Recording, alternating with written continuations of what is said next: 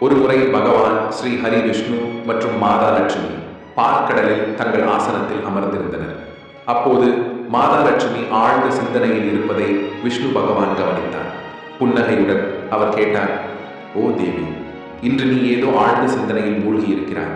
காரணம் என்ன?" அதற்கு மாதா லட்சுமி பதிலளித்தார், "பகவானே, அனைத்தையும் உணரும் நீங்கள் இந்த உலகில் முழுமையான நல்லொழுக்கத்தை அளிக்கும் மிகப்பெரிய தானம் எது? மேலும் கெட்டவர்களை எவ்வாறு அடையாளம் காண முடியும் என்பதை கண்டறிய விரும்புகிறேன்." விஷ்ணு பகவான் சிரித்துவிட்டு கூறினார், "ஓ தேவி, மனித குலத்தின் நலனுக்காக நீ கேட்ட கேள்விகள் மிகவும் முக்கியமானவை. மனித வாழ்க்கையில் இதன் மதிப்பு அளப்பரியது. எனவே நான் உனக்கு இந்த கேள்விகளுக்கான பதில்களை ஒரு முக்கியமான கதையின் மூலம் வழங்குகிறேன். ஆனால் நீ இந்த கதையை ஆரம்பத்திலிருந்து முழு கவனத்துடன் கேட்க வேண்டும்." இதை கேட்ட மாதா லட்சுமி பக்தியுடன் பதிலளித்தாள், "ஓ பகவானே, இந்த கதையை நான் முழு பக்தியுடன் கேட்பேன். மேலும் இதை தேவலோகத்தில் முழுவதும் பரப்புவேன் என்பதற்கு உறுதியளிக்கிறேன்." நண்பர்களே, பகவான் ஸ்ரீ ஹரிவிஷ்ணு லட்சுமி தேவியிடம் கூறுகிறார், "ஓ தெய்வமே, ஒரு காலத்தில் மத்திய பிரதேசத்தில் உள்ள ஒரு நகரத்தில் ராஜா விக்ரமன் ஆட்சி செய்தார். அந்த ராஜா மிகவும் சக்தி வாய்ந்தவர், துணிச்சலானவர், மேலும் மிகுந்த புத்திசாலி. இதனுடன் அவர் கடவுள் நம்பிக்கை உள்ளவர் மற்றும் கருணை மிக்கவர். அந்த ராஜாவின் ராணியும் பண்பட்டவளாகவும் உயர்ந்த மத இயல்புடையவளாகவும் இருந்தாள். கணவன் மனைவி இருவரும் போலேநாதனின் சிறந்த பக்தர்கள். அவர்கள் ஒவ்வொரு நாளும் சிவன் கோவிலுக்கு சென்று அவரை வணங்குவதை தங்கள் அன்றாட விதியாக கொண்டிருந்தனர். ராஜா தனது அரசாண்களை தர்மத்தின் அடிப்படையில் நடத்தி வந்தார். அவரது ராஜ்யத்தில் எவரும் மகிழ்ச்சியற்றவர்களாக இருக்கவில்லை. மாறாக அனைத்து குடிமக்களும் மகிழ்ச்சியுடனும் செழிப்புடனும் வாழ்ந்தனர். அந்த நகரம் முழுவதும் மகிழ்ச்சி பரவியது. அங்குள்ள விலங்குகளும் ஒன்றுக்கொன்று தீங்கு செய்யவில்லை. சிங்கமும் ஆட்டும் கூட ஒரே நதியில் அமைதியாக தண்ணீர் குடித்தன. காலம் கடந்து ராஜாவுக்கு வயதாகியது. திருமணமாகி பல ஆண்டுகள் கடந்துவிட்டன. இருப்பினும் ராஜாவிற்கு குழந்தை இல்லை. ஆனால் ராஜா இதை பற்றி அதிகம் கவலைப்படவில்லை. பதிலாக அவர் தனது குடிமக்களின் மகிழ்ச்சியையும் துக்கங்களையும் கவனித்து அவர்கள் நலனுக்காக சேவை செய்து வந்தார். ஒரு நாள் வழக்கம் போல ராஜா தனது மனைவியுடன் சிவபெருமானின் கோவிலை நோக்கி சென்று கொண்டிருந்தார். அப்போது அவர் திடீரென ஒரு பெண் தனது வீட்டின் முன்பு துடைப்பத்தால் பெருக்கிக் கொண்டிருப்பதை கண்டார். ராஜாவும் ராணியும் அந்த பெண்ணின் வீட்டை கடந்து சென்ற போது அந்த பெண் அவர்களை கண்டவுடன் முகத்தை திருப்பிக் கொண்டு விரைவாக வீட்டிற்குள் சென்று விட்டாள். அந்த பெண்ணின் இத்தகைய நடத்தை ராஜாவிற்கும் ராணிக்கும் பிடிக்கவில்லை. ஆனால் அவர்கள் சிவபெருமானை வணங்குவதற்காக கோவிலுக்கு சென்று கொண்டிருந்ததால் ராஜா அதை பற்றி எதுவும் சொல்லாமல் நேராக கோவிலுக்கு சென்று வழிபாடு செய்தார். வழிபாட்டுக்கு பிறகு ராஜா தனது ராணியுடன் அரண்மனைக்கு திரும்பினார். ஆனால் அரண்மனையை அடைந்தவுடன் அவர் தனது வீரர்களில் ஒருவரை அழைத்து, "நகரத்தின் புறநகரில் வசிக்கும் அந்த பெண்ணை அரண்மனைக்கு அழைத்து வா. அவளை ஏன் அழைக்கிறோம் என்று எதுவும் சொல்ல வேண்டாம். நேராக இங்கு கொண்டு வாராய்" என்று கட்டளையிட்டார். ராஜாவின் உத்தரவை பெற்றவுடன் அந்த வீரன் உடனடியாக அந்த பெண்ணின் வீட்டிற்கு சென்றார். அப்போது அந்த பெண்ணின் கணவர் வீட்டில் இல்லை. வீரன் கதவை தட்டத் தொடங்கினான். சிறிது நேரம் கழித்து அந்த பெண் கதவை திறந்தாள். ராஜாவின் வீரனை தன் முன் நிற்பதை பார்த்து அவள் ஆச்சரியமடைந்து, "என்ன நடந்தது? நீ ஏன் என் வீட்டிற்கு வந்தாய்?" என்று கேட்டாள். அதற்கு தலைவர் பதிலளித்தான், "என்னுடன் வா. ராஜா உன்னை அரண்மனைக்கு அழைத்திருக்கிறார். உன்னிடம் ஏதோ கேட்க விரும்புகிறார்." இதை கேட்டவுடன் அந்த பெண் மனதில், "இது ராஜாவின் உத்தரவு, அதை மறுக்க முடியாது. எனவே நான் அரச சபைக்கு செல்ல வேண்டும்" என்று நினைத்தாள். அதன் பிறகு சிப்பாய் அந்த பெண்ணை தன்னுடன் அரண்மனைக்கு அழைத்துச் செல்கிறான். அரண்மனையை அடைந்தவுடன் அந்த பெண் ராஜாவை வணங்கி, "என் ஆண்டவரே, ஏன் திடீரென என்னை அரண்மனைக்கு அழைத்தீர்கள்? நான் ஏதாவது தவறு செய்துவிட்டேனா?" என்று கேட்டாள். அந்த பெண்ணின் கேள்வியை கேட்ட ராஜா, "இன்று காலை நானும் என் மனைவியும் சிவபெருமானின் கோவிலுக்கு சென்றபோது என்னை பார்த்தவுடன் முகத்தை திருப்பிக் கொண்டாய். மேலும் நான் வருவதைக் கண்டதும் உடனே வீட்டிற்குள் ஓடிவிட்டாய்.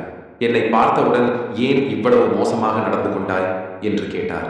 அதற்கு பெண் பதிலளித்தாள், "மன்னிக்க வேண்டும் அரசே.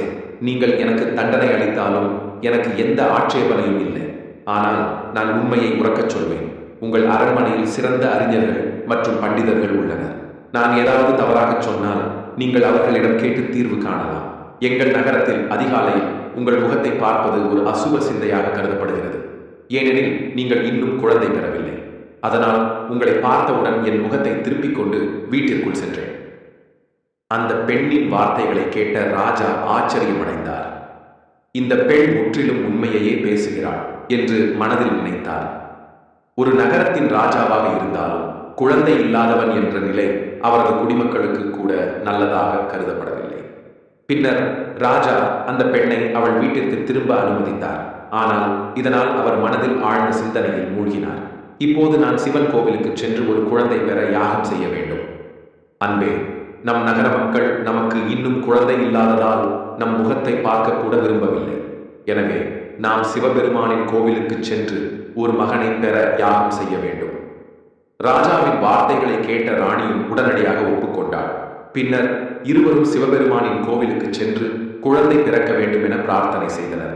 அதற்கு பிறகு ராஜாவின் ஆணைப்படி யாகம் செய்யும் ஏற்பாடுகள் தொடங்கின. யாகம் வெகு சிறப்பாக நடைபெற்றது. ஆனால் யாகம் முடிந்த பிறகும் அவர்களுக்கு குழந்தை கிடைக்கவில்லை. இதனால் ராஜா மிகவும் ஏமாற்றமடைந்தார். யாகத்தை ஏற்பாடு செய்த பண்டிதரும் சிந்திக்கத் தொடங்கினார். இதுவரை நான் செய்த எந்த யாகமும் தோல்வியடையவில்லை. ஆனால் இப்போது யாகம் செய்த பிறகும் ராஜாவிற்கு குழந்தை பிறக்கவில்லை. இதன் பொருள், ஒருவேளை இந்த மன்னரின் தலைவிதியில் ஏதோ தடங்கள் இருக்கலாம். கடவுள் அவரது தலைவிதியில் குழந்தை பிறக்கும் சாத்தியத்தை எழுதவில்லை போல் தெரிகிறது என்று அவர் மனதில் நினைத்தார். எவ்வளவு முயற்சி செய்தாலும் குழந்தை கிடைக்காததால் ராஜா மிகுந்த ஏமாற்றத்திலும் விரக்தியிலும் மூழ்கினார். அவர் இரவும் பகலும் குழந்தை இல்லாததை பற்றி சிந்தித்து கவலையில் ஆழ்ந்து விட்டார். ஒரு நாள் அரியணையில் அமர்ந்திருந்த ராஜா திடீரென்று ஒரு விஷயத்தை நினைவு கூர்ந்தார். ஒரு மகாத்மா வேறொரு நகரத்தின் காட்டில் வசிக்கிறார். அவருடைய புகழ் வெகு தூரம் பரவியுள்ளது. ஒருவேளை அவர் என் பிரச்சனைக்கு ஏதாவது தீர்வு வைத்திருப்பார். நான் அவரிடம் சென்றால் ஒரு மகனை பெறுவதற்கான வழியை கூறலாம் என்று ராஜா எண்ணினார். இந்த முடிவை மனதில் கொண்டு ராஜா உடனடியாக தனது ராணியிடம் சென்று, அன்பே, ஒரு சிறந்த துறவி மற்றும் அறிவுள்ள மகாத்மா வேறொரு நகரத்தின் காட்டில் வசிக்கிறார். நாம் அவரிடம் செல்ல வேண்டும் என்று நினைக்கிறேன். ஒருவேளை அவர் ஒரு மகனை பெறுவதற்கான வழியை பரிந்துரைக்கலாம் என்றார். அதற்கு தளர்வில்லாமல் ராணியும் உடனடியாக ஒப்புக்கொண்டு, சரியே சுவாமி, நீங்கள் கூறுவது முற்றிலும் உண்மை. நாம் மகாத்மாவை சந்திக்க வேண்டும் என்று கூறினார். ராணியின் சம்மதத்தை பெற்ற பிறகு ராஜாவும் ராணியும் ஒரு தேரில் அமர்ந்து மகாத்மாவை சந்திக்க மற்றொரு காட்டிற்கு சென்றனர். சிறிது நேரம் கழித்து அவர்கள் காட்டை அடைந்தனர். தேரில் இருந்து இறங்கிய பிறகு ராஜாவும் ராணியும் காட்டுக்குள் செல்லத் தொடங்கினர். பல ஏற்றத்தாழ்வுகளை கடந்து அவர்கள் மகாத்மாவின் ஆசிரமத்தை நோக்கி நகரத் தொடங்கினர். அங்கு ஒரு பெரிய மரத்தின் கீழ் தியானத்தில் மூழ்கியிருந்த சாதுவை அவர்கள் கண்டனர்.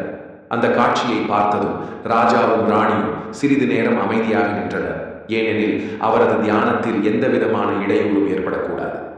பிறகு அவர்கள் மகாத்மாவின் முன் பணிவுடன் கைகளை கூப்பிய நிலையில் மரியாதையாக நின்றனர்.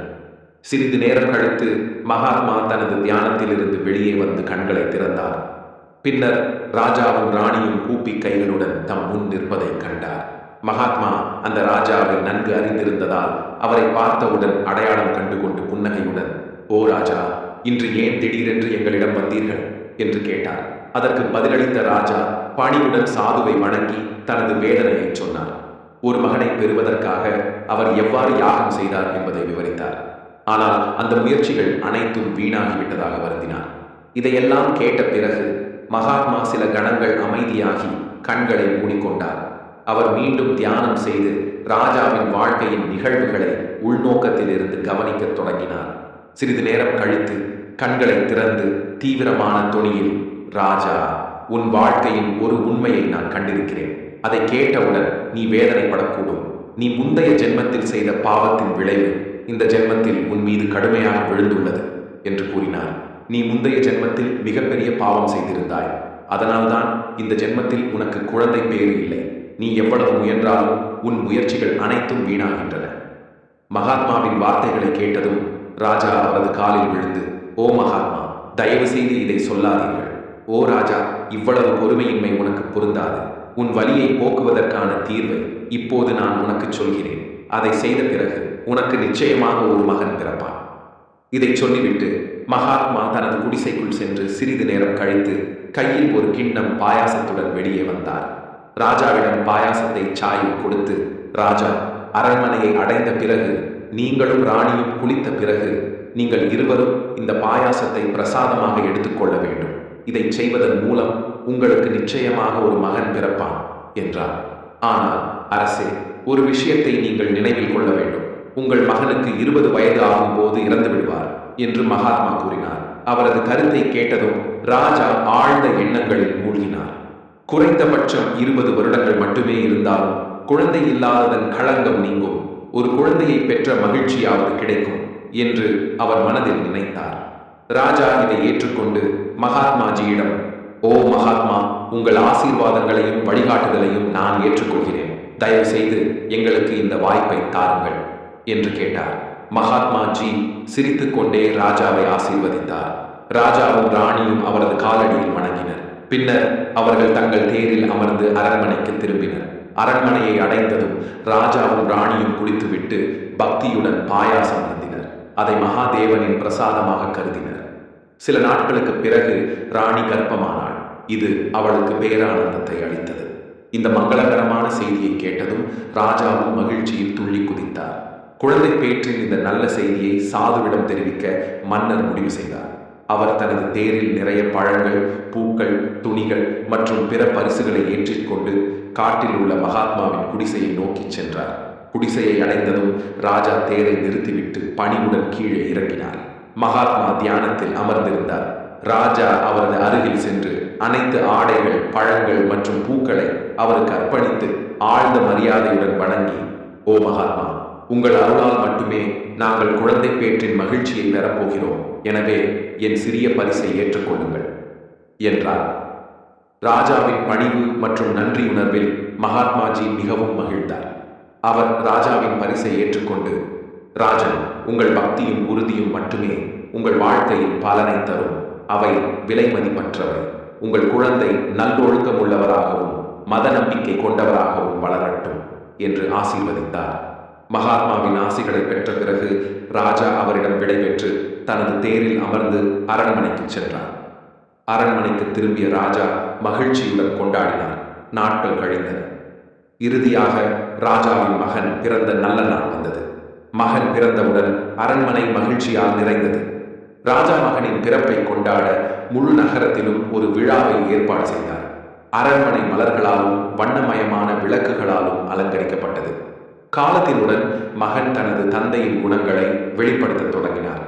பக்தி, சுயுணர்வு, துணிச்சல் ஆகியவற்றில் அவர் தேர்ச்சி பெற்றார்.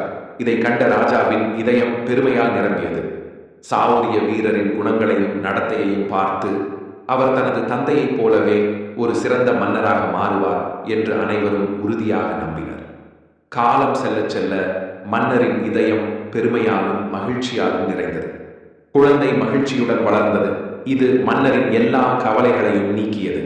முழு உலகத்தின் மகிழ்ச்சியையும் தனது மகனில் காணத் தொடங்கிய மன்னர் தனது மகனை பற்றிய பெருமையில் மூழ்கினார். அந்த அன்பில் அவிழ்ந்திருந்ததால் மகனின் ஆயுட்காலம் 20 ஆண்டுகள் மட்டுமே என்ற முக்கியமான உண்மையை அவர் மறந்துவிட்டார். ஆனால் சாவுரிய வீரன் 15 வயதை எட்டிய போது மன்னர் மறந்திருந்த உண்மை அவருக்கு மீண்டும் நினைவுக்கு வந்தது. அதன் பிறகு தனது மகனின் எதிர்காலத்தை பற்றிய கவலை இரவும் பகலும் அவரது மனதை ஆட்டி படைத்தது. இதற்கிடையில் மற்றொரு நகரத்தில் ஒரு வலிமை மிக்க மன்னன் ஆட்சி செய்தார். அந்த மன்னனுக்கு அழகிலும் கருணையிலும் புகழ்பெற்ற ஒரே ஒரு மகள் இருந்தாள். அவள் சொர்க்கத்திலிருந்து பூமிக்கு வந்த அப்சரசை போல கண்ணியத்துடன் இருந்தாள். பெற்றோரிடமிருந்து மதம் மற்றும் சடங்குகளை கற்றுக்கொண்டதால் அவள் மிகவும் தாராள மனப்பான்மையுடன் வளர்ந்தாள். அவளுடைய இதயம் இரக்கத்தாலும் தாராளத்தாலும் நிறைந்திருந்தது. அவள் தினமும் காலையில் எழுந்து பறவைகளுக்கு உணவளிப்பாள். எப்போதும் மரியாதையுடன் தன் வாசலுக்கு வரும் முனிவர்கள், துறவிகள் மற்றும் சந்நியாசிகளுக்கு உணவளிப்பாள். பசியுடன் யாரும் அவள் வாசலில் இருந்து வெறுங்கையுடன் திரும்ப மாட்டார்கள். நாட்கள் இப்படியே கடந்து கொண்டிருந்தன. அந்த மன்னனின் மகளும் தனது நற்பண்புகளுடன் வளர்ந்து கொண்டிருந்தாள். ஒரு நாள் சாவுரிய வீரனின் தந்தை பக்கத்து ராஜ்யத்தில் ஒரு துணிச்சலான மற்றும் வலிமையான மன்னன் ஆட்சி செய்வதை அறிந்தார். அந்த மன்னனின் மகள் நல்லொழுக்கங்களால் சிறந்தவளாகவும் மிகுந்த அழகுடனும் விளங்கினாள். இதனை அறிந்த மன்னர் தனது மகன் சாவுரிய வீரனுக்கு இப்படி பக்தியுள்ள புத்திசாலித்தனமான பெண்ணை மணப்பது பொருத்தமாக இருக்கும் என்று நினைத்தார். நம் வம்சாவளியை பராமரிக்கக்கூடிய ஒரு பெண்ணை நான் தேடிக்கொண்டிருந்தேன். என் மகனுக்கு இது மிகவும் பொருத்தமான திருமணமாக இருக்கும் என அவர் மனதில் எண்ணினார். இந்த எண்ணத்துடன் மன்னர் தனது மகன் சாவுரிய வீரனின் திருமணத்திற்காக அந்த மன்னரிடம் திருமண முன்மொழிவை அனுப்ப முடிவு செய்தார். பின்னர் தனது தூதர் மூலம் அவர் மற்ற மன்னருக்கு தனது மகனின் திருமண முன்மொழிவை அனுப்பினார். பக்கத்து நாட்டு மன்னர் இந்த முன்மொழிவை கேட்டதும் தனது மகளின் திருமணத்தை திட்டமிட வேண்டிய நேரம் வந்துவிட்டதாக நினைத்தார். இந்த மன்னரின் மகன் சாவுரிய வீரனின் ஆயுள் வெறும் 20 தான் என்பது எனக்கு தெரியும். அவருடைய வாழ்க்கையின் கால எல்லை நிச்சயமற்றதாக இருந்தாலும் அவர் திறமையானவர், துணிச்சலானவர், பக்தியுள்ளவர். எனவே அவருக்கு ஒரு மகன் பிறந்தால் நம் வம்சாவளியும் தொடரும். சில நாட்களுக்குள் சாவுரிய வீரன் அந்த இளவரசியை ஒரு நல்ல நேரத்தில் திருமணம் செய்து கொண்டான். அந்த இளவரசி அழகாக மட்டுமல்ல, மிகவும் கருணை மிக்கவளும், பசியுள்ள அல்லது ஆதரவற்ற ஒரு உயிரினத்திற்கு உணவளிக்கும் வரைதான் உணவு உண்ணக்கூடாது என்ற விதியை அவள் சிறுவயதிலிருந்தே கடைபிடித்து வந்தாள். அவளுடைய பெற்றோர் அவளுக்கு சேவை மற்றும் தர்ம உணர்வை கற்றுக் கொடுத்தனர். மேலும் அதை அவள் வாழ்க்கையின் ஒரு பிரிக்க முடியாத பகுதியாக மாற்றினாள். திருமணத்திற்கு பிறகு இளவரசியின் இந்த பழக்கம் அவளுடைய மாமியார் வீட்டிலும் தொடர்ந்தது. ஒவ்வொரு காலையிலும் அவள் அரண்மனை வாசலுக்கு சென்று ஏழைகளுக்கு உணவளித்து தன் கைகளால் அவர்களுக்கு உணவு வழங்குவாள். அவளுடைய கருணையை கண்டு அரண்மனை மக்கள் அனைவரும் அவளை மிகவும் மதிக்கத் தொடங்கினர். சாவுரிய வீரனின் காலம் நகர்கிறது. மெதுவாக நேரம் இப்படியே கடந்து சென்றது. ஒவ்வொரு நாளும் சாவுரிய வீரனின் வயதும் அதிகரித்துக் கொண்டே வந்தது. தங்கள் மகன் தனது வாழ்க்கையின் கடைசி நாட்களை நோக்கி நகர்கிறான் என்ற உண்மையால் ராஜாவும் ராணியும் தங்கள் இதயங்களில் கனத்த கவலையுடன் இருந்தனர். சாவுரிய வீரன் 20 ஆண்டுகள் மட்டுமே வாழ்வான். சாவுரிய வீரனின் வயது 20க்கு அருகே சென்றபோது ராஜா மற்றும் ராணியின் இதய துடிப்பு அதிகரித்தது. அவர்கள் மகன் மீது கொண்டிருந்த அன்பும் பாசமும் இன்னும் அதிகமாகியது. தங்கள் மனதில் தோன்றிய கவலைகளில் இருந்து விடுபட முடியாத நிலையில் இருந்தனர். பகவான் விஷ்ணு கதையை மேலும் விவரிக்கும் போது அவர் கூறினார், ஓ தேவி, அந்த நாளும் விரைவில் வந்துவிடும். அப்போது சாவுரிய வீரனின் ஆயுளில் 3 நாட்கள் மட்டுமே இருக்கும். இந்த செய்தி ராஜா மற்றும் ராணியின் மனதை கனமாக்கியது. ராஜா மனத்தில் மீண்டும் மீண்டும் யோசிக்க தொடங்கினார். இப்போது நான் என்ன செய்யலாம்? என் மகன் 3 நாட்களுக்கு பிறகு என்னை விட்டு என்றென்றும் பிரிந்து விடுவான். அவனை காப்பாற்ற வேறு வழி இல்லையா? ராணியும் இந்த துக்கத்தால் நிறைந்திருந்தாள். ஒவ்வொரு கணமும் தன் மகனின் வாழ்க்கையை மட்டுமே கற்பனை செய்து கொண்டே இருந்தாள்.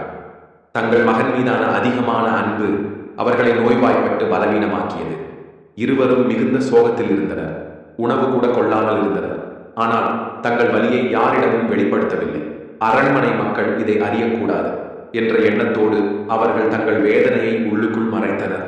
அன்று காலையில் வந்தவுடனே ராஜாவும் ராணியும் தங்கள் கவலையாலும் துக்கத்தாலும் கலங்கி சிவன் கோவிலுக்கு சென்று இறைவனை வணங்கத் தொடங்கினர்.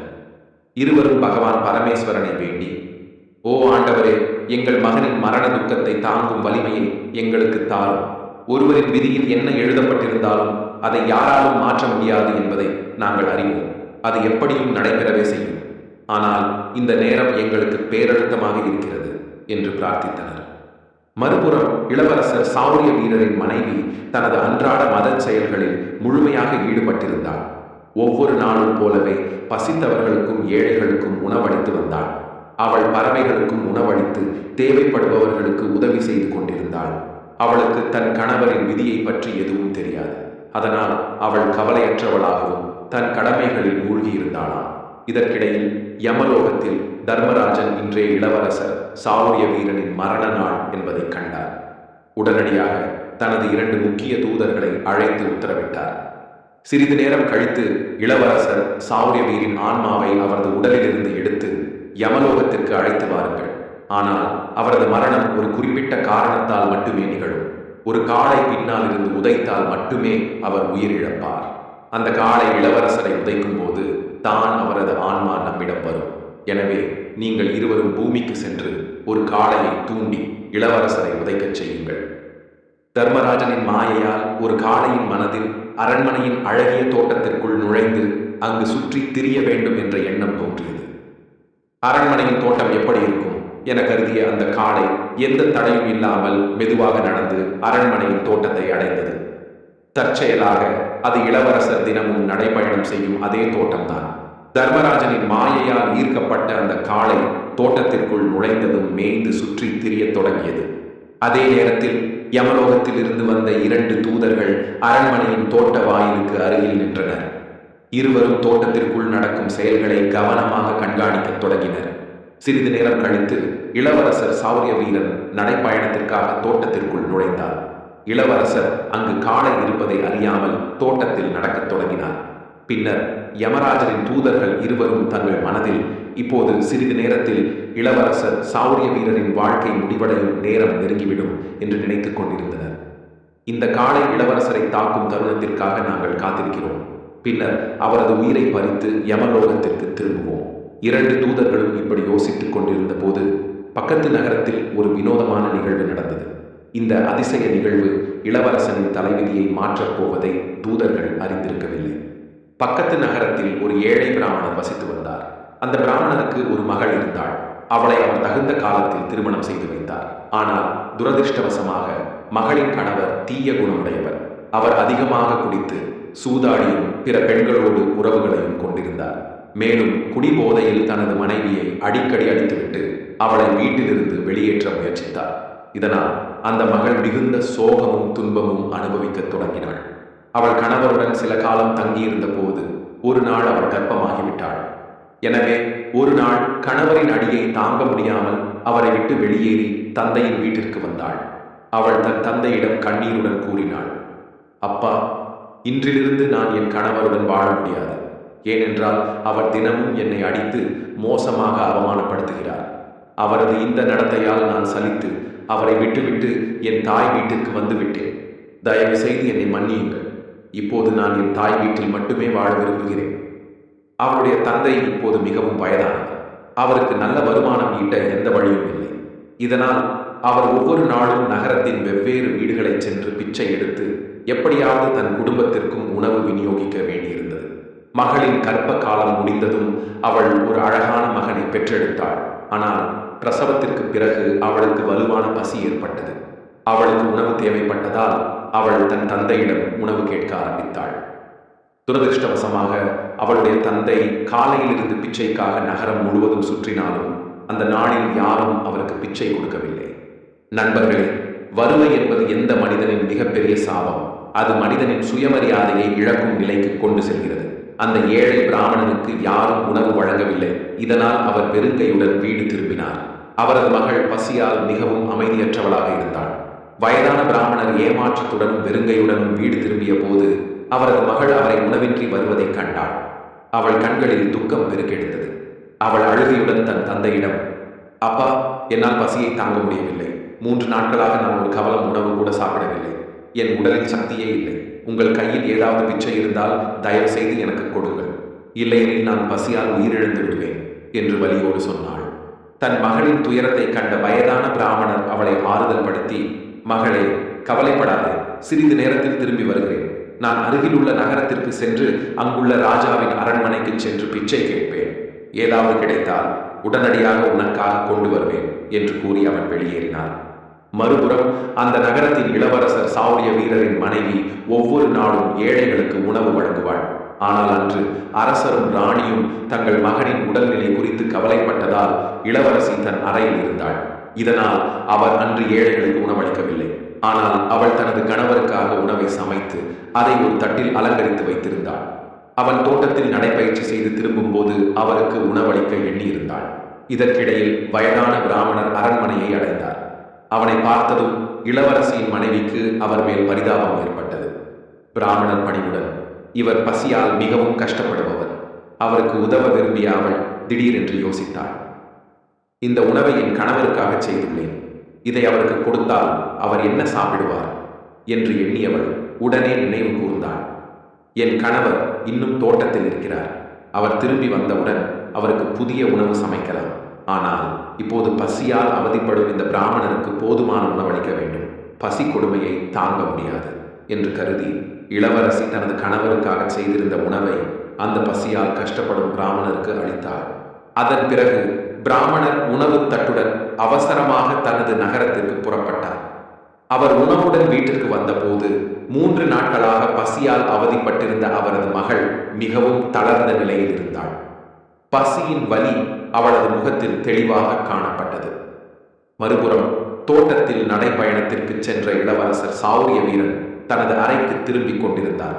ஆனால் தோட்டத்தில் யமதூதர்கள் இளவரசனின் உயிரை பறிக்க தயாராக காத்திருந்தனர். அவர்களுடன் ஒரு காளையும் அங்கு சுற்றித் திரிந்தது. யமதூதர்கள் ஒருவருக்கொருவர், இன்னும் சில கணங்கள் மட்டுமே எஞ்சியுள்ளன. இந்த காளை இளவரசரை பின்னால் இருந்து தாக்கியவுடன் நாம் அவரது உயிரை பறித்து யமலோகத்திற்கு கொண்டு செல்லலாம் என்று பேசிக் கொண்டிருந்தனர். இதற்கிடையில் வயதான பிராமணர் அவரது வீட்டை அடைந்தார். உடனடியாக அவர் தனது மகளுக்கு சுவையான உணவை வழங்கினார். மகள் பசியுடன் இருந்ததால் உணவை எடுத்துக்கொள்ளும் முன், அப்பா, இந்த உணவை நீங்கள் எங்கிருந்து கொண்டு வந்தீர்கள் என்று கேட்டாள். அதற்கு வயதான பிராமணர் மென்மையான குரலில், மகளே, இந்த உணவு எனக்கு வேறொரு நகரத்தின் ராணியால் வழங்கப்பட்டது. அந்த நகரத்தின் மன்னரின் மருமகள் மிகுந்த கனிவு கொண்டவள். அவள் என் மீது இரக்கம் கொண்டு இந்த உணவை எனக்கு தந்தாள் என்று கூறினார். அந்த உணவை பார்த்தவுடன் பசியால் தவித்திருந்த இளம்பெண்ணின் மனம் பூரிப்புற்று அவரது ஆன்மாவில் இருந்து இயற்கையாகவே ஆசீர்வாதங்கள் வெளிப்பட்டன. அவள் கண்களை மூடி பூரண மனதுடன் பிரார்த்தனை செய்தாள். ஓ கடவுளே, இந்த உணவை என் தந்தைக்கு கொடுத்த ராணியின் திருமண வாழ்க்கை அழியாததாக இருக்கட்டும். அவள் எப்போதும் அதிர்ஷ்டசாலியாகவும் ஆனந்தமாகவும் வாழட்டும் என்று அவள் வாயில் உணவு துண்டை வைத்தவுடன் அவளது ஆன்மா திருப்தி அடைந்தது. உண்மையான இதயத்துடன், ராணியின் கணவர் நீண்ட காலம் ஆரோக்கியமாக வாழட்டும் என உள்ளத்திலிருந்து ஆசீர்வாதங்கள் வெளிப்பட்டன. இங்கே இளவரசர் சௌரிய வீரன் அரண்மனையை நோக்கி நகர்ந்து கொண்டிருந்தார். தோட்டத்திற்கு வெளியே நின்ற மரண தூதர்கள் இளவரசரின் மரணம் நிச்சயம் என்று உறுதியாக கூறிக்கொண்டிருந்தனர். அவர்கள் பொறுமையின்றி காத்திருந்தனர். இளவரசர் தோட்டத்தில் நடந்து கொண்டிருந்த போது அந்த காளை உடனடியாக தனது பலத்தை திரட்டியது. இளவரசரை பின்னால் இருந்து உதைக்க தயாரானது. தன்னுடைய கொம்புகளால் அவரை தாக்கப் போகும் தருணத்தில் திடீரென 2 தேவதைகள் அங்கு தோன்றி தங்கள் தெய்வீக சக்தியால் அந்த காளையை மயக்கமடையச் செய்தனர். என்ன எனக்கு நடந்தது? நான் இளவரசரை தாக்க தயார் நிலையில் இருந்தேன். ஆனால் இப்போது என் உடலை அசைக்கக்கூட முடியவில்லை. இது எப்படி நடந்தது? இதற்கான காரணத்தை அதனால் புரிந்து கொள்ள முடியவில்லை. பசித்த ஒருவருக்கு உணவளித்ததன் புண்ணியத்தால் அந்த இளவரசரின் மரணம் தவிர்க்கப்பட்டது. அந்த ஆசியின் சக்தியால் தேவதைகள் அவ்விடத்தில் தோன்றி யமராஜனின் தூதர்களிடம், ஓ யமதூதர்களே, இந்த இளவரசனின் உயிரை நீங்கள் எடுக்க முடியாது. எப்படி சாபங்கள் பலிக்கிறதோ அதுபோல ஆசிகளும் பலிக்கின்றன என்று தெரிவித்தனர். தேவதைகள் இளவரசனுக்கும் யமதூதர்களுக்கும் இடையில் நின்று ஆசீர்வாதத்தால் உருவான சுவராக காத்தனர். இதனால் யமதூதர்கள் தேவதைகளை நோக்கி, ஓ தேவதைகளே, நீங்கள் இங்கிருந்து திரும்பிச் சென்று எங்கள் வேலையை செய்ய விடுங்கள். இந்த இளவரசனின் உயிரை பறித்து யமலோகத்திற்கு செல்ல வேண்டும் என்பதே எங்கள் நோக்கம் என்று கூறினர். ஆனால் தேவதைகள் உறுதியாக, யமதூதர்களே, இது ஒருபோதும் நடக்காது. சிவபெருமானால் நாங்கள் இங்கு அனுப்பப்பட்டுள்ளோம். இரு தரப்பினருக்கும் இடையே விவாதம் ஏற்பட்டது. பின்னர் அது மெல்ல போராக மாறியது. தேவதைகளின் தெய்வீக சக்தியின் முன் யமதூதர்கள் போரில் தோல்வியை ஏற்றுக்கொண்டு அவர்கள் யமலோகத்திற்கு திரும்பினர். யமராஜனின் முன் சென்று, ஓ மகாராஜா, அந்த இளவரசனின் உயிரை எங்களால் பறிக்க முடியவில்லை.